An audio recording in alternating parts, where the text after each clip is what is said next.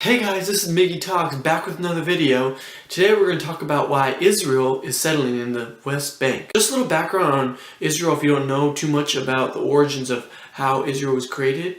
It was created in 1946 and the land covers about the size of New Jersey. The population currently is about 8 million people, with the Palestinian residents about 4 million. The main reason why they're settling in the West Bank is because they believe it's their land. I mean, personally, I agree with that. If you win a war, you own all the land that you've captured. People are hoping for a two-state solution, but let me be clear, that will never work. Their ideologies are completely different. They both want the land for their own religious purposes and economic reasons. Simply put, they just can't live or coexist together. They have been fighting each other for the last 100 years. And it doesn't seem like any solution is in sight. They often revert to violence when trying to calm situations down, which is a kind of an oxymoron when you think about it, because blowing up a bus full of children is not the solution to opening up the negotiating table. Israel's not been around for very long. In fact, it was only talked about in modern context for about 1920.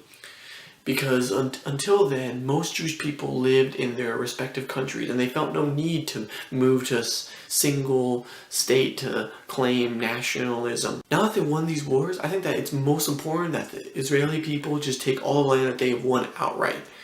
If the Palestinians don't like it, they should go to the fellow Arab nations, considering that 90% of the population in Palestine is Muslim. I feel like they would feel way more welcome if they just went to people that were more understanding like them, if they believed in the same religion, ideology, if they had the same secular religion. These things all don't make sense of why you would want to stay and fight for a country or a land that you clearly lost, and now you are in violent display of rebellion against the people that have earned the right to be there. What's most sad about this whole situation is that America has turned its back on Israel. We have been allies since the creation of Israel, and we are their strongest ally. We send about $3 billion of federal aid to them every year, and I personally think it should be more because Israel is our greatest ally. They have never abandoned us. They've always supported us in all our endeavors, nationally and locally inside of our nation. They are very compatible with our ideology, and with that being said, I think it's important that we preserve our relationship with them. Palestine has never shown a commitment to further economic ties or social ties with us. They have a complete different view of the world, which is centered around Islam, and ours is Western, which is centered around Christianity. And as you know, those two religions can't coexist for very long because each religion wants to claim things for their own.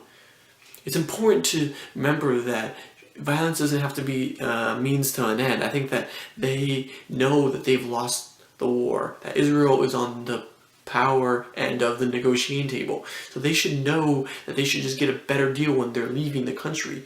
If I was a Palestinian person, I would want to go to a country that's more welcoming.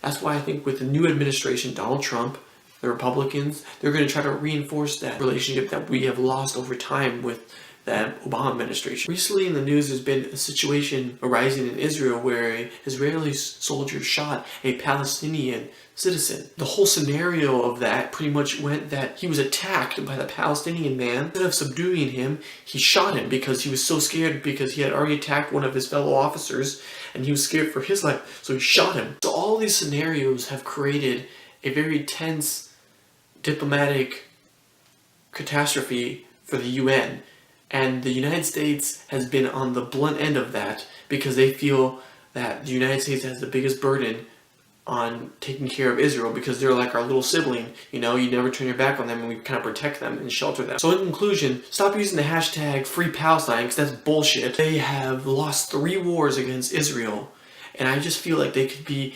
integrated into the Arabic nations around them rather than trying to fight for a land that they've clearly lost. So let me know what you guys think in the comment box, and subscribe to this channel because I want to make more videos, but I need the support. So thank you. I'll see you guys later.